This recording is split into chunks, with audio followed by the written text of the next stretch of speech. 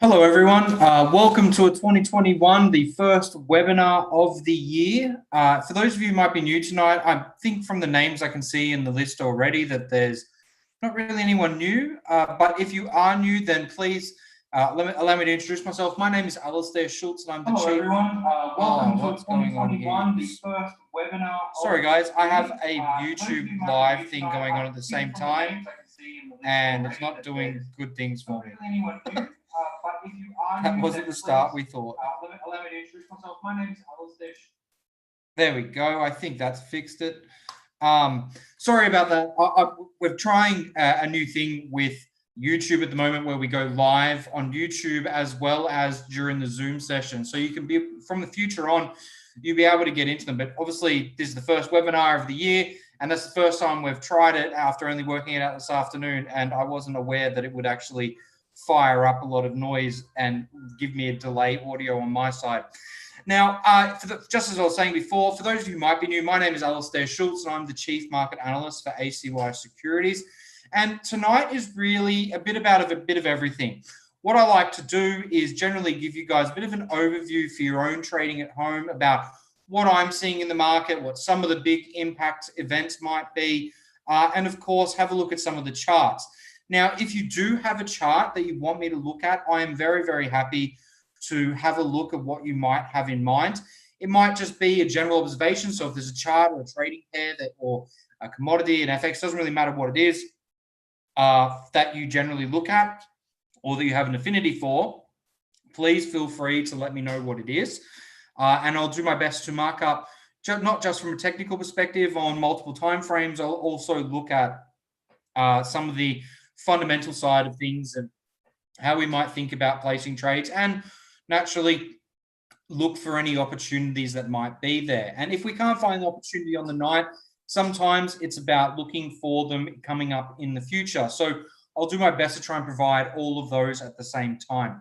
Now, obviously, going into all of that, if you don't have a chart or anything like that, don't panic, don't feel bothered by it. I'm quite happy to pull up some of any of my own charts and have a look. I will usually pull up something that is attractive to everyone anyway. So the first things to kick off, I do have to go through a risk disclosure warning, and that's what I've got up here now. This risk warning here effectively says that trading foreign exchange and derivatives does carry a higher level than risk. So before you decide to actually start trading, regardless of what you're actually trading, whether it be stocks, futures, options, commodities, and to certain extremes, you could even include property on that list, basically any investment that you were looking at doing, it's important to really understand your investment objectives, i.e., how are you going to use the money? What are you aiming to get out of it? And is this the best method or approach that you're going to be going? You need to have a bit of a plan in action behind you. Obviously, you also need to be keeping an eye on what your risk tolerances are. Naturally, if you've got a low risk tolerance, then don't be going for a high risk product. And of course, your trading experience. If you haven't done this before, then do some research, get the understanding of what's going on. Of course, you're also welcome to get in contact with me, and I can do my best to give you a hand. I do have a fair bit of experience with coaching, but it really does depend on the day. Now, moving on from this, I will just bring up a chart for us. On the whole, usually what I will do from the start is have a look at a few of the things that might be impacting price at the moment. Now, one of the things that is sort of happening around the world, as I'm sure many of you are aware, during the last couple of weeks, we've been hearing a lot about the US. We've been hearing a lot about what's been happening with coronavirus. We've been looking at, obviously, the US political situation. And from there, we've also been creeping into things on Biden as well, from that political, not just from the Trump side, there's also the Biden side now. And a variety of other things. We've seen crazy things with Bitcoin. We've seen a lot with US 10-year treasury bonds and stock markets making new highs yet again. So, there is a lot of information to sort of filter, and I can understand and appreciate that, sometimes trying to filter out where it sort of goes next is the hard part. Once upon a time with trading, the guys that were usually the most successful were the ones that had the best access to information.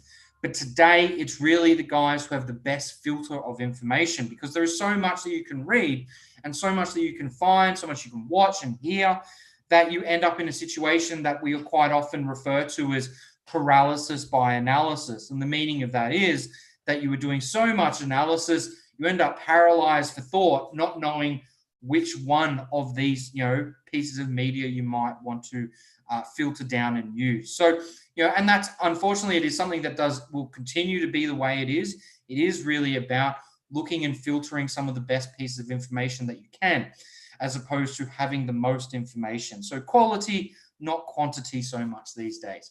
Now, when we think about some of the things that have been going on, we've seen, this week just alone, just from what's going on over the holiday period, we've seen the first drop in US equities in 5 sessions. So 5 sessions in a row, it's all been gaining. And then all of a sudden, yesterday and today, we've seen some negative sort of movements happening. We've also seen a lot of talk around valuations and where stock pricing is, where currency valuations are. And more importantly, I suppose, there's a large degree of investors that are getting a bit of traction and here, probably a minority of investors who are somewhat cautious about their picks so far this year. Usually, beginning of a year, you get a lot of optimism, a lot of growth, a lot of people talking about, the idea of markets going to be really, really good by year end. And then you tend to find that by November, you end up getting people sort of backtracking on what they're saying. But regardless of that, at the moment with the valuations where they are, we'll just flick through a couple of charts to give you an idea. We've got the NASDAQ well and truly breaching out at new highs. The S&P 500 is the same. And you can look at most charts and find a new high that's occurred in the last week. So when we look at what's sort of happening on this front, there's a phenomenon that is going on. And this is probably more of a psychological side of things, and I'm sure many of you are familiar with the term of FOMO, which is the fear of missing out. Now, we don't have that right now, but we did see a lot of that in March when, we saw the lows happening here in February and everyone in March went, oh, we want to get in on this. And then they had the fear of missing out. And then, sometime by up here, they went, damn, I really wish I got in this. And then they get in again and they go for the run. And so the opposite side of that is something that we call FOGO. And FOGO has a couple of different acronyms. It doesn't necessarily mean the same thing, but generally when we apply it in finance terms, or in trading, it's the fear of getting out. So, now it's a case of prices have come up so high and people are sort of going, oh, hang on, maybe this valuation is a little bit higher than it should be. And so now they're going, when should I or shouldn't I? When should I get out? Is it going to be later? I don't want to miss out on anything. And this sort of brings in some of those, common elements of fear and greed that often get talked about, the greed of wanting the whole $1,000 as opposed to being happy with $999.99. And then that fear factor that kicks in. And usually when we see that play out, it all happens in one cycle. You get a good trade happen, you're going for more money, you want to make even numbers, or for some other reason you want to make a little bit more, and you feel that it's going to keep going because you're perhaps a little bit overconfident. And then the next thing, the cycle turns around, and all of a sudden you're trying to chase those profits, and you're holding on and getting married to a position that ultimately is now the wrong way to be in the wrong direction. So when that sort of happens, you kind of have experience. Now, this is happening on a much bigger scale. So we are getting into that psychological and the behavioral changes in investor mindsets, where people are now starting to question about the valuations, particularly on tech companies, which is more prevalent. You'll see it a little bit more prevalent on the NASDAQ, which obviously has had a very, very big run. I mean, this is where we were early in the year. It's more than doubled what it was at the beginning or end of 2019, beginning of 2020.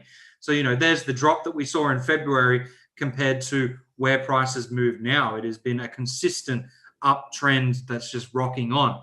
So now where we are at this point in time in the global economy, we're starting to go, okay, well, are the valuations justifiable? And from the estimates that I've seen and some of the things that you can read and see, the general consensus is that, stocks are kind of valued about 3 years ahead of themselves. And we know that stock markets don't reflect today's economy, they reflect the future economy. But are they basing revenues on earnings 3 years in advance that are possibly, maybe a little bit on the high side? And that's been into a serious consideration. And many of those guys, and myself is included in this, is we've had this massive rally in probably the worst economic period that the modern era has, or in that I've certainly seen in my lifetime, and that takes into account the GFC. And it's natural for markets to have a little bit of a breather or a correction after a solid rally, but in this instance, there's really not been much of that, has there? So, I am a little bit hesitant to be pumping money into some of the big tech stocks or those giant mega companies because the valuations have moved so far. And I do see opportunities still, and opportunities in energy, in mining, in healthcare sectors, and in FX as well, depending on what market you're looking at. And so they don't carry quite the same risk purely because of a psychological conditioning that we all have. So do we continue to invest? How do we sort of think about doing it? Regardless of how we think about doing it, it's about being important and being safe in the way that we actually do it and making sure that we understand some of those risks. Now, one of the other things that does get into the way and does add to the focus on why people are a little bit concerned about equity pricing actually comes from the 10-year bond yield out of the US. Now, generally, this 10-year yield has been very much in focus. Reason being is that US treasuries and most treasuries around the globe, regardless of what country you look at, have been below or near 0% for the better part of a year now. And that's not a positive sign. And when we think of what some of the signals are for a recession looming, generally you see an inverted yield curve, where the yield curve starts to bend over a little bit. And that does, that's rung out true.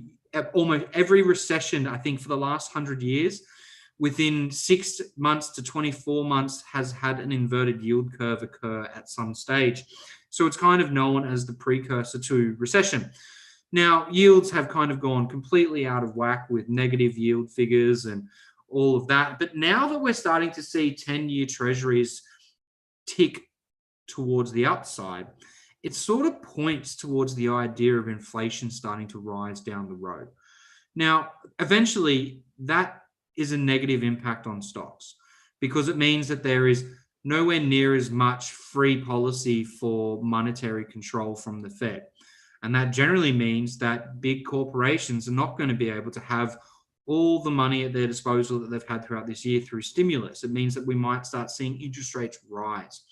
Now, we've already heard from the Fed that they're going to be keeping rates very, very, very low.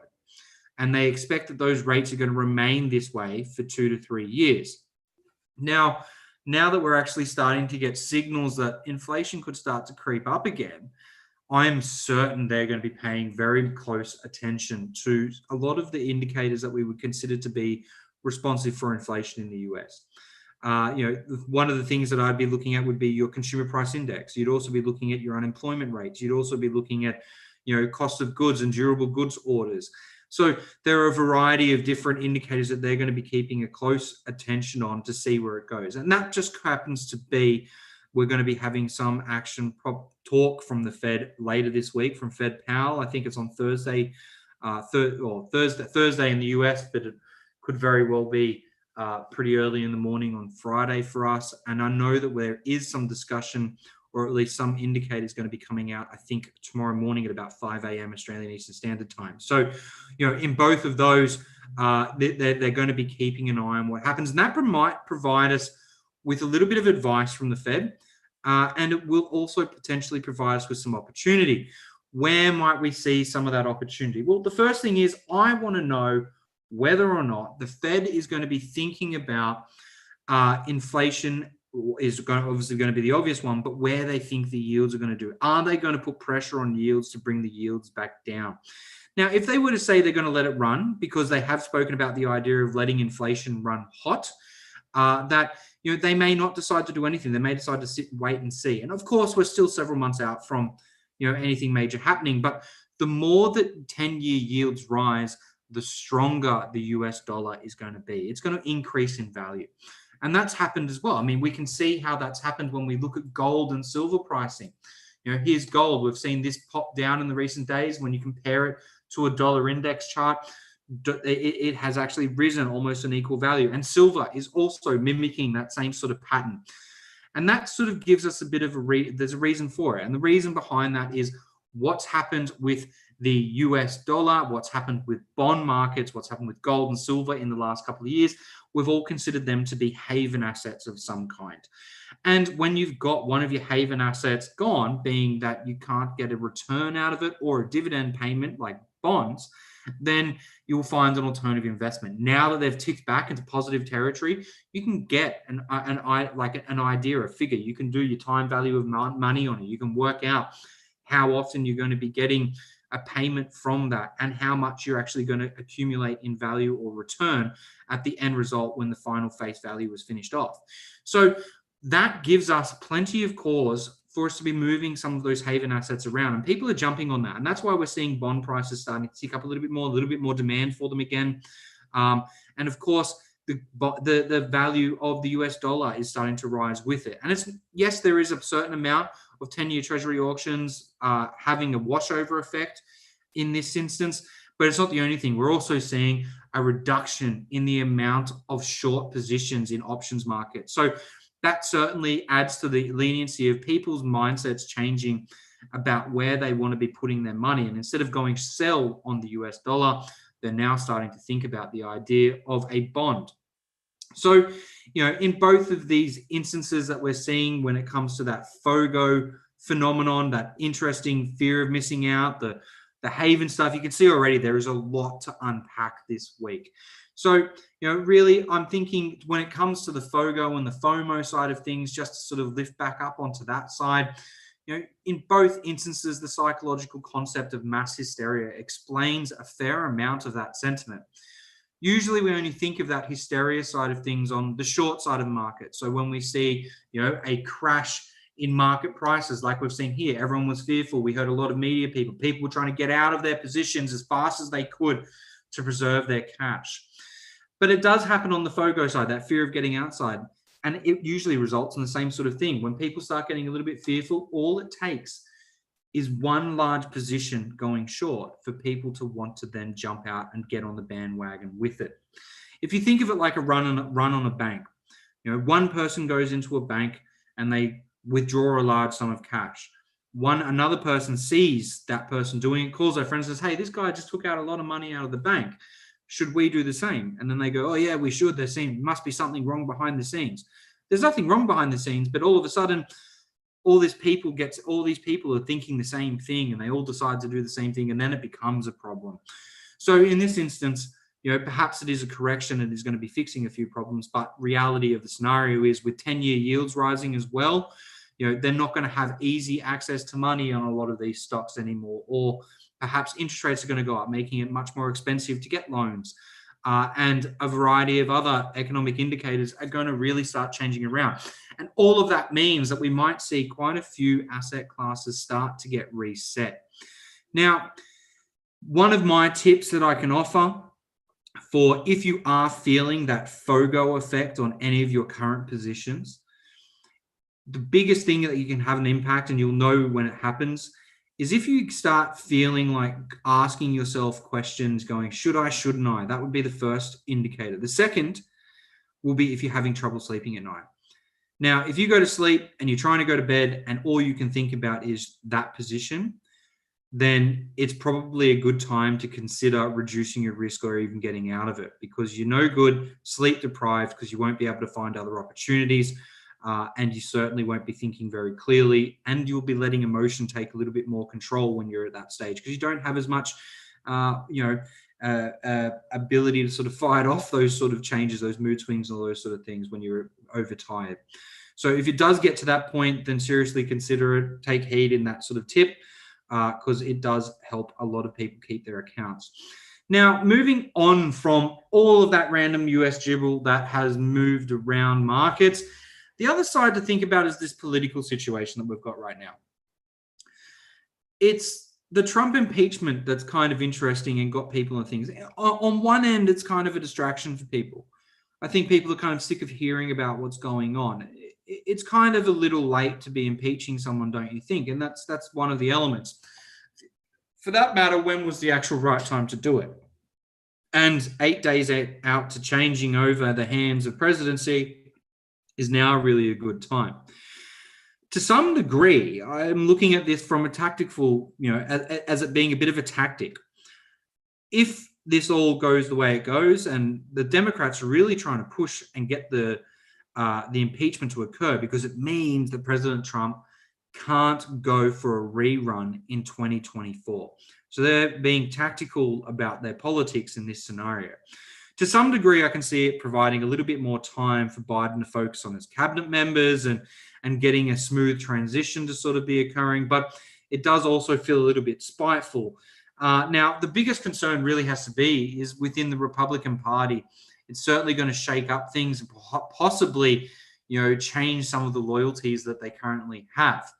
Now, when it comes to the stimulus side of that, Biden does have to be a little bit careful, and Nancy Pelosi has to be a little bit careful, because if they go through with the impeachment, they're obviously going to upset the apple cart. They're going to shake up the Republican Party. They're going to get people's noses out of joint. So, they want a very fast negotiation this time, because if you think about the last stimulus package that we got in December, it took them 4 months to get a negotiation to happen. And it was this cycle of, yes, we've got a deal. No, we don't. Yes, we do. No, we don't. Yes, we do. No, we don't. And everyone got a little bit sick of it, but it became bleeding obvious that they needed the money to go out to the people when those unemployment numbers started to tick up. And they're still ticking up now because it took so long. There was a big delay. So they don't want that same delay. They don't want those same issues to happen. But I personally think that the same issues that we saw as sticking points last time are going to remain this time. Democrats and Republicans are likely going to clash on the stimulus check changes in size. They're going to be banking between $600 and $2,000 US dollars per person who needs the check. They're also going to be pushing pretty hard on some of the other big ticket items like state and local aid. Now, with all of that, there's also a number of conservative Democrats who don't like the idea of a $2,000 check. They think that can be put to better use, and Biden wants that. So it's not clear how that's going to play out. But what is clear is that they need 60 votes to secure it. So that means they need Republican support. No matter which way you try and cut the apple or cut it up, they are going to need some Republican members to want to vote for a $2,000 stimulus check. That's a pretty big ask. So how will that play out, and how will that fix? I mean, it does bring some level of worry about the general terms of the economy, because if we do get the same tactics playing out, it's not going to be good for the general economy. We are going to see unemployment numbers start to rise, and we're going to see a host of other problems start to kick on. Likely, probably more riots at some stage too, because that seems to be the common theme for the US at the moment. Now, when we move out of that, how can we find an opportunity to trade when it comes to the impeachment and to the stimulus package? Well, if a quick, swift stimulus package comes through, you can bank on equity markets probably rocketing up again. You'll also be able to see 10-year yields will probably devalue a little bit. The US dollar will certainly devalue because you've now got more money in the circle. You've got more supply available. So therefore, you have less value for each individual one. Now, if it takes some time to come along, you're probably going to see a bit of damage hitting in more than just unemployment figures. You'll also be seeing the US dollar probably increase, and you will likely see your 10-year yields track up a little bit higher as well. So there's two ways to play that, and it's unfortunately the hard part is going to be the timing on that. But certainly something to think about over the next couple of weeks when it comes along. Now, I know many of you guys are also Bitcoin fans out there.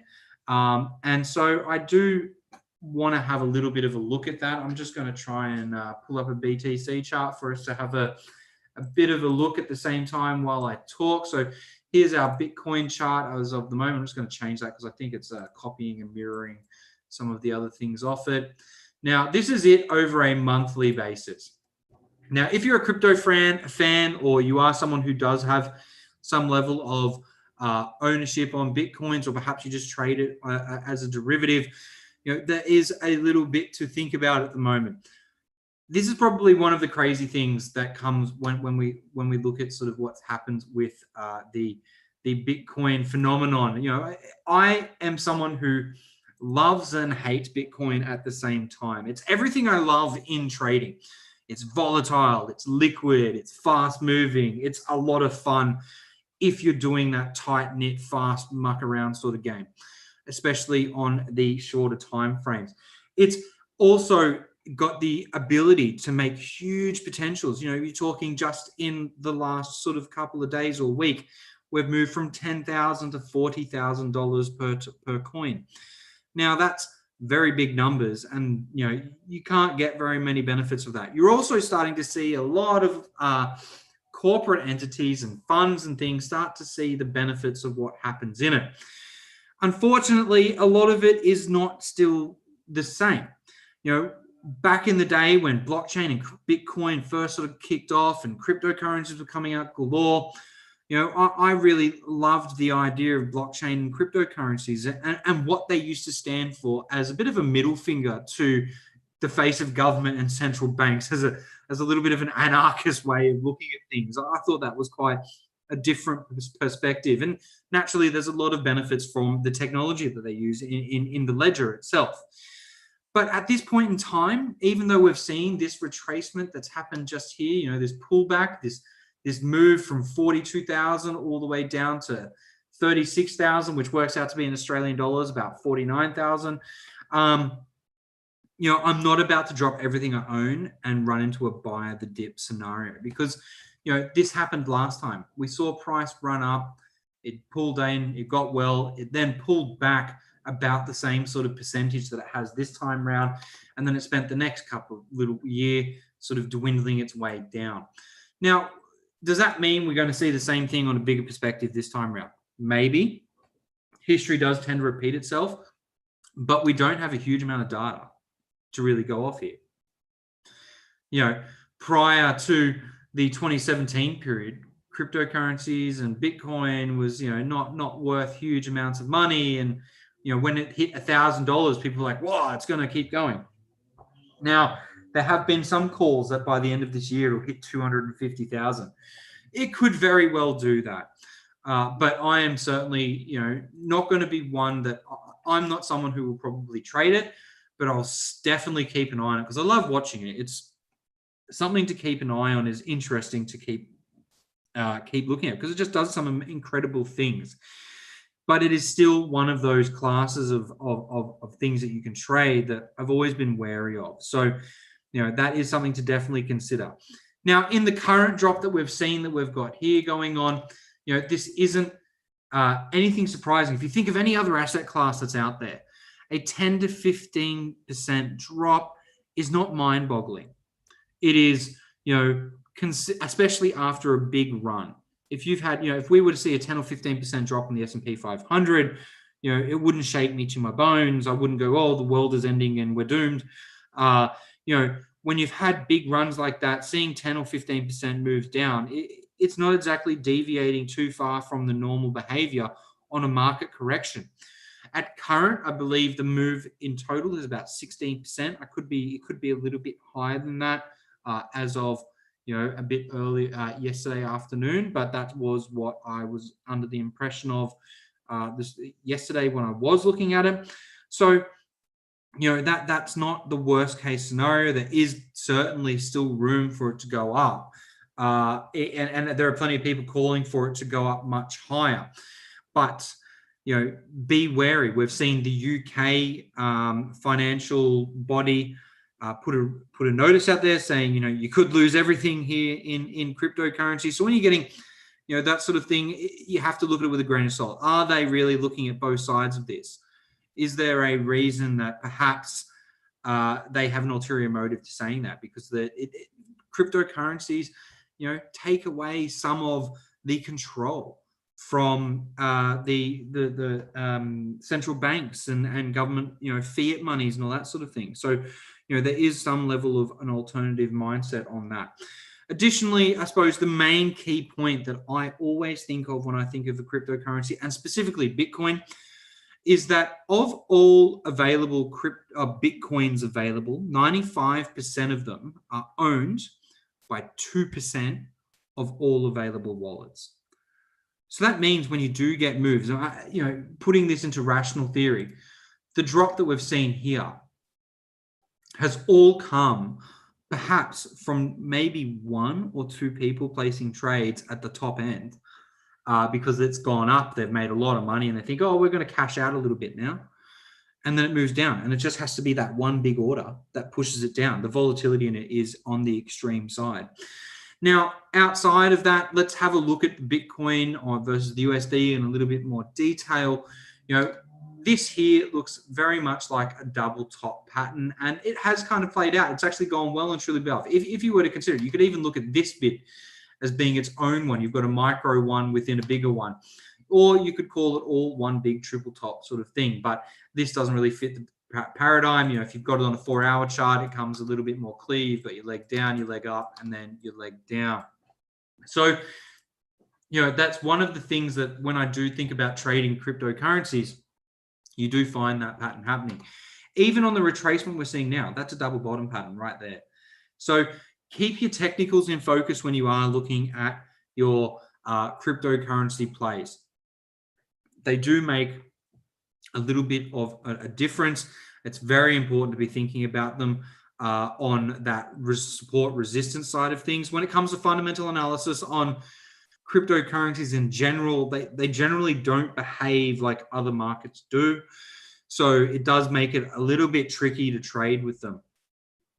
One of the ways that you can though, and one of the correlations that I have seen happens to come from looking at unemployment figures and durable goods orders. Now, for the US, those are the orders I'm talking about coming out of the US, durable goods and unemployment figures out of there. And they tend to have the opposite effect that you find in equity. So if you have good or positive unemployment data, then equities tend to rise, but Bitcoin tends to fall at the same time. And you can go back through your charts and have a look at this. It does happen on pretty regularly. And then when it's the opposite side, when we see unemployment figures not going so well, like we've seen much of 2020, you do start to see little snippets of movement that you can basically pay or play on almost every single time to find price movements happening. The other one is Tesla. And I know this is a far-fetched thing, but it's actually not.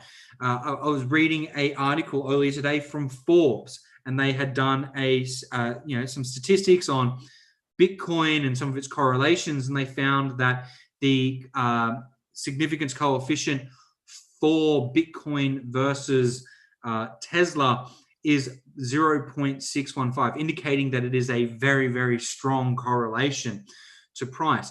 And then the further you read into the article, you sort of went, well, what's the common element here between the two of those? And there's only one thing, and it's actually the people that are trading it.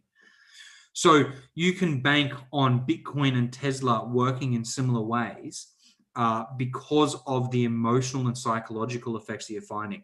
The market has become very emotional in the last year, and to a certain degree, somewhat hysterical. So, if you are thinking about these things and you are mostly a technical trader, consider the psychological elements because they are much more important than probably ever before. Now, if you are someone who is quite acute with the, trading psychology side of things, then you will already have been probably doing quite well this year, thinking about how people work. And economics at the end of the day is really just the behavior of how people spend money. Now, I know I've been talking for quite some time. I do want to have a look at a few more, some charts. So if you do have a chart, throw it in the chat box for me now, and I'll happily go through it. And whilst you guys are having a bit of a think, the last piece that I wanted to discuss with you today is about Facebook, Twitter, the bans on Trump, and anti-competition cases. So it really does draw a bit of a fine line when you look at what point is freedom of speech not free.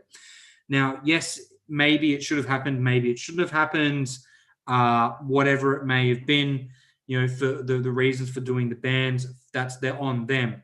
But when you've got anti-competition cases, which are looking at the idea that, perhaps you don't operate in the realms of every other business and aren't providing a fair environment for other companies to compete with you, in the example of, Facebook purchasing Instagram or Amazon beating down Babies R Us or whatever the baby company was, and a variety of other ones, to then go to the next level and actually intervene in political and government issues by banning certain apps or people from apps. It really does put a bit of a dampener in where your anti-competition case hearing might go. That's a problem. If that was my company, I'd be lying real low. I would not be, if I'm getting taken to hearings and getting, put on for doing dodgy practice, to then go and flaunt a little bit of the power the company's got on the threat that they might break up the company. That doesn't seem like a smart move. Certainly not one that you would want to see on a regular basis. And the result of that has been Twitter prices, Facebook prices sort of crashing a little bit. So, that is something that I think is going to be coming up soon. And I believe the next dose of anti-competition hearings may look much more closely, or perhaps even set up a new round of hearings just on their ability to actually impact politics. Because when you get to that sort of size, I don't think, because they are effectively media and advertising companies, I don't think they're going to really be prepared for that element of it. It's going to be quite difficult for them to fight the challenges, especially if things are passed down as law and they're forcibly made to split up companies. That's going to be a problem.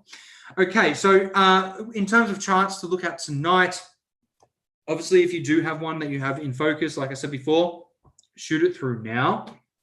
One of my ones that I am wanting to have a bit of a look at tonight is the euro dollar.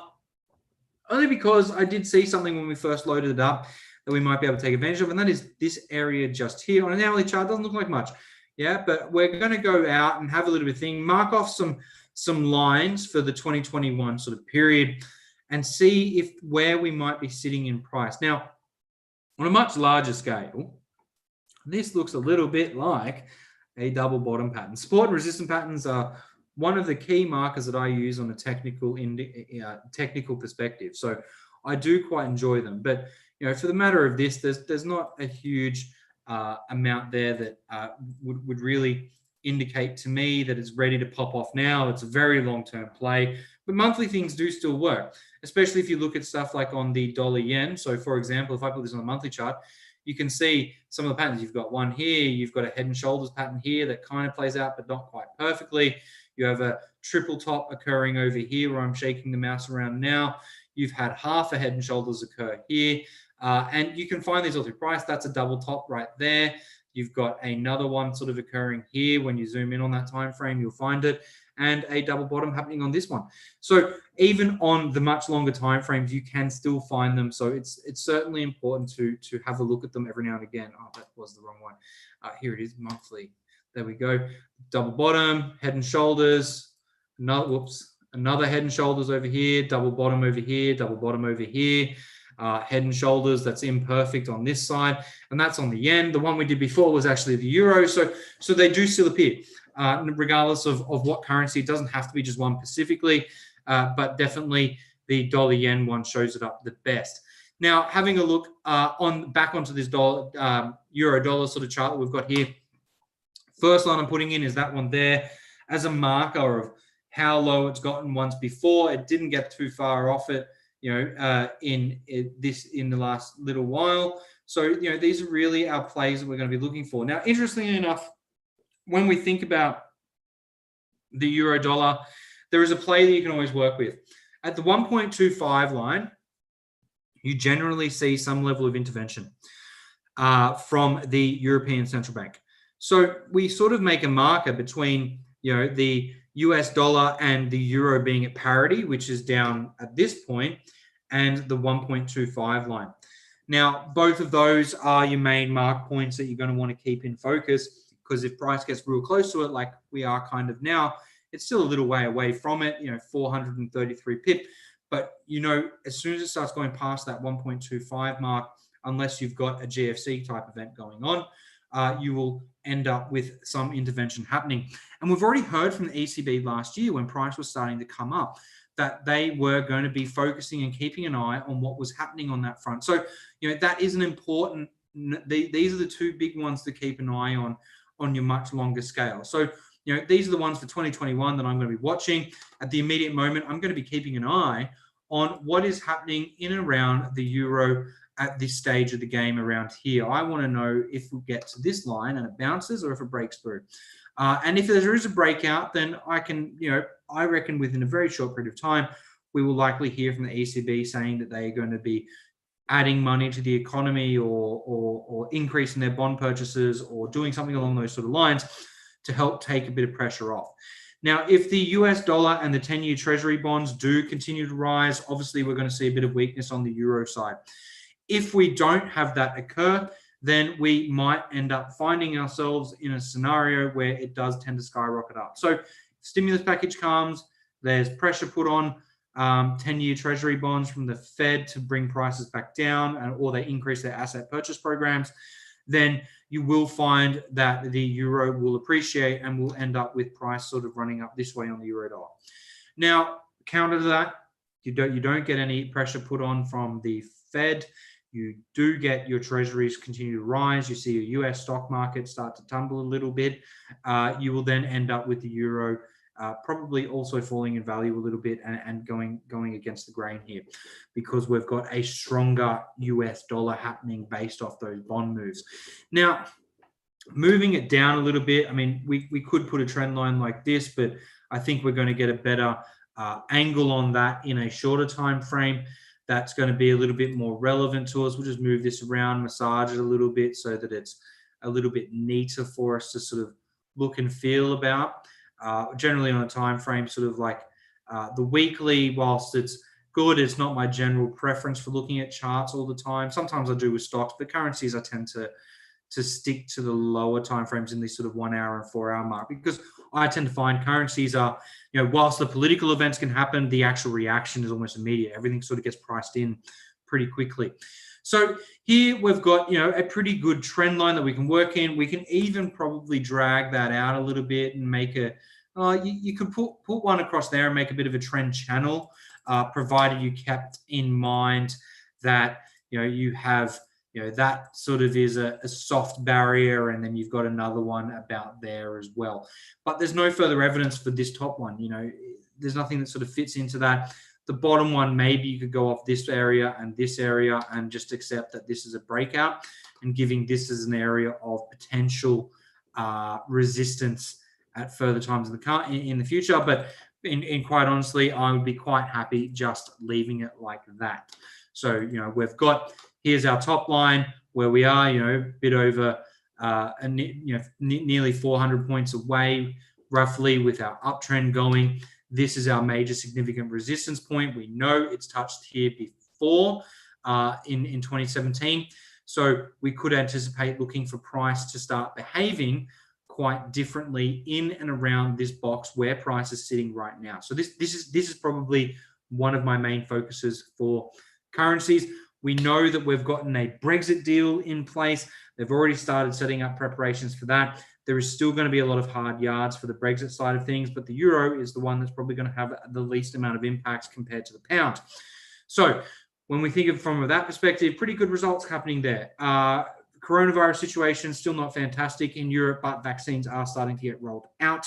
People are generally feeling a little bit over the pandemic and kind of getting away. So there are still some elements that are going to be problematic for them in terms of control and keeping lockdowns happening. And whenever we get lockdowns, it's a problem. The ECB has committed to more stimulus at the end of last year. So there is still more on the way in terms of financial support, which is a positive, but generally for a currency speaking, it's not so much because, like we said before, more supply, less price. So when we look at where we might find our next moves coming on this, we're going to drop it down to the daily and see if we can find anything that's happened in the last week or two that might stand out. Now, the immediate thing is there's not real much. The last, sort of 3-4 days have been coming down. Today has been quite flat with very little movement, which gives us, if you think about that idea before about how I was talking about price and trends quite often having a bit of a rest or a contraction at some other stage, then in this instance here, this could be the little rest before it starts rolling on again. And that is, definitely something to keep our close eyes on. That line doesn't really work for me. I don't mind this little short one here that we can put as our next resistance point on the top side. And that'll be where we get tested next. So price will likely hit this point and then this point on a test, and we might find our way up. Ideally, we want to see price looking for our long positions as close to this line as we can. I wouldn't be surprised if we see a test of the bottom end of this box that I drew, that horizontal line that you can see there, because of this area as well. So, there's two ways to go about this. It's always important to have a plan on both sides of the fence so that you can go, okay, if this happens, I'm doing this. If this happens, I'm doing that. So in this instance, if I see price continue down a little bit further in tomorrow's session or tonight's session, and I see it break this area, then I know that we're going to probably get a test in and around here. And off that test, I'm going to look for a head and shoulders pattern, a breakout, or something along those lines, a resistance pattern of some kind, and obviously keep a very close eye on what the price action is actually doing on the candle side to try and find an opportunity to go long. We want to stick with the trend. We want to use this trend line as our barrier. So that's the long side scenario that comes after a short side scenario. And I think that's probably the most likely. If price is to take off from here, let's say this is the rest and it's going to make a little bit of consolidation, then it's going to keep going this way up again. Then my play is going to be, I'm going to wait until I see price either pushing and breaking these highs, or I'm going to go in with a soft entry once I cross this line and then consider adding to my position as it goes up from there. So, there's the two scenarios I see playing out from the daily chart. Our 4-hour chart, price is kind of sideways right now, though that does look a little bit like a double bottom pattern happening on the 4-hour. If we have a look at the 1-hour, it's not quite perfect. No, it's not really a double bottom. It does look like it on the 4-hour. You've got your run down, you've got your move up, run down, move up. We want to see price close above where basically this green candle is now. And then you would anticipate having a stop loss about there of about 45, maybe 50 pip to give it a bit of breathing room. And you'd be running a stop, a take profit somewhere about 50 pip for your first one. And then you'd hopefully just try and let the trade run back up to this line and get a retest happening that way. Now, on that hourly chart, whilst it does have the shape, it would have looked better if this came up here. We might be looking at a bit of a consolidation phase. So ideally, what I'm going to do now is I'm going to close off this area like so, and put in two marking points for me to think about, one on the bottom, one on the top. And then we're going to call this an area of interest, and we're going to look for a breakout to occur. And that is generally where I'm going to be sitting probably for the next couple of days, looking for a position around here for the rest of this week. Dropping our timeframes down, I'm going to skip 30 because I don't like 30-minute charts. 15-minute chart is starting to be a little bit more significant of a sideways piece of action starting to occur, at least in the short interim period. If you want something on the shorter timeframes, my suggestion for a play and for looking for opportunities, look for long positions off the bottom, look for short positions off the top. If price breaks out any side of these two lines, close your position and kill it off, because now it's broken out. You've got to start considering different trades happening.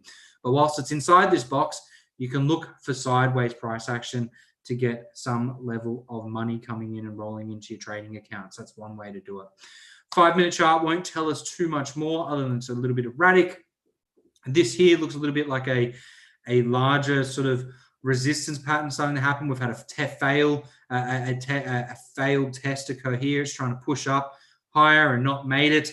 And now we're wanting to see if price closes below here. Wouldn't be a bad place to look for a little entry on a 5-minute. You'd be running your stop at the first test, about 16 to 20 pip behind you. And then you're going to be aiming for about 15 to 20 pip on the short side there if you want to play with that. But bear in mind, on your 15-minute, you do have this sideways piece. You are on the upper side. So if you are thinking about it, I always look at trend lines and support and resistance as like a zone of resistance. So when it comes to the top zone of resistance, I'm going to look for positions in and above that area.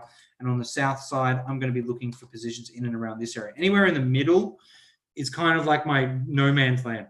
I'm not looking, yes, you can enter one or you can add to a position you're already in that area. But once you're in it, it's kind of like, well, price could meander around here, or it could go back up the direction I don't want it to focus on. So, that is one of the other ways you might want to look and think about tonight's market action. Now, I will wrap it up for the night. I've been talking for a while. I hope you guys have enjoyed tonight's session. Feel free to leave me any feedback you would like on any way, shape, or form. Let me know what you want to see more of. Let me know what I can do better on, and of course, let me know. If you liked it, let me know. I love to hear from anyone who is jumping into my webinars and having a bit of a watch, and tell me what you do want to see more of. That's the big one, because then I can adjust and make some use that review and use that information to sort of help give you guys some better information or fit into perhaps what some of the things are that you want to look at. Now, to wrap things up, I'm just going to bring up my PowerPoint slide again for you all. Now, if you do want to get more information from me throughout the week, when perhaps outside of the webinars, then you have a couple of different options. The first option is you can see me at 9:40 in the morning every Tuesday on The Drop on AusBiz TV. It's free to sign up to. There are a number of other analysts that are on the program. It's actually pretty good for getting a bit of an insight into the professional side, though it's probably not catered to people starting out, but nonetheless, you'll probably get a little bit of information out of it, and it never hurts to keep yourself as involved as possible when you are starting to learn. The other areas you can look, I quite often have trades operating in the FinLogix platform. I do blogs almost every single day, and quite often we'll talk about what's happening from a news front or perspective. You are also welcome to get in contact with me at any of my social media channels, being Twitter, Instagram, and the previous whatever it was that I've got, my email address, which is talktoal@acy.com. So if you do have questions from tonight, or perhaps you feel I didn't clarify something, or you just want to get a little bit more information about it, or what my general thoughts are, maybe you have a question about trading or whatever it may be, feel free to send me an email here. Of course, I do have those other social media options for you guys as well, even YouTube. Feel free to comment on YouTube. Now, I hope you have enjoyed it. There will be another webinar on Thursday, so please feel free to chime in, come and have a look. You might get some new information that you like. Now, otherwise, I will leave you all to it, and I look forward to seeing you all on Thursday. Bye for now.